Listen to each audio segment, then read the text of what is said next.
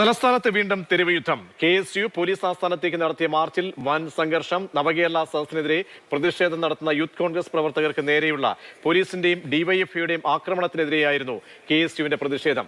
ഇന്നലെ നടന്ന യൂത്ത് കോൺഗ്രസ് മാർച്ചിൽ 3 പോലീസ് വാഹനങ്ങളടക്കം വസ്തുക്കൾ അടിച്ചു തകർത്തതിന് 15 പേർക്കെതിരെ കേസെടുത്തു.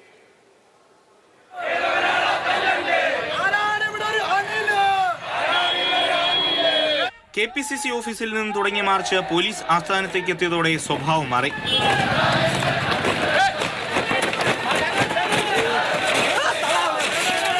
നവകേരള സദസ്സിന്റെ ഫ്ലെക്സ് ബോർഡുകൾ നശിപ്പിച്ചു. പോലീസിന് നേരെ പ്രതിഷേധക്കാർ കറുത്ത ഗോലി എറിഞ്ഞു, മുളകുപൊടി വിതറി.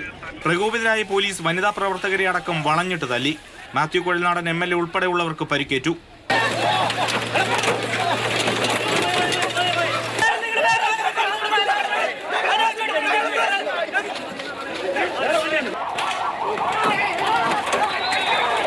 മിനിറ്റ് ആകുന്നതിന് മുൻപ് 4 സൈഡ് മൊത്തം ഒരു സർക്കിള്, ഒരു പത്മവ്യൂഹം തീർത്ത് KSU പ്രവർത്തകരെ അടിച്ചമർത്തുന്ന സാഹചര്യമാണ് നിങ്ങൾ കണ്ടത്.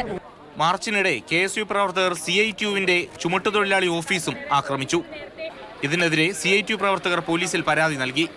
ഇന്നലെ യൂത്ത് കോൺഗ്രസിന്റെ സെക്രട്ടേറിയറ്റ് മാർച്ചിൽ പിങ്ക് പോലീസിന്റെ വാഹനവും ലാത്തിയും ഫൈബർ ഷീൽഡും ഉൾപ്പെടെയുള്ള വസ്തുക്കൾക്കും നാശനഷ്ടമുണ്ടായി. പൊതുമുതൽ നശിപ്പിച്ചതിന് വിവിധ FIRകളിലായി 15 പേർക്കെതിരെ കേസെടുത്തിട്ടുണ്ട്. 2.5 ലക്ഷം രൂപയുടെ നാശമുണ്ടെന്നാണ് പോലീസിന്റെ വാദം. മാതൃഭൂമി ന്യൂസ്, തിരുവനന്തപുരം.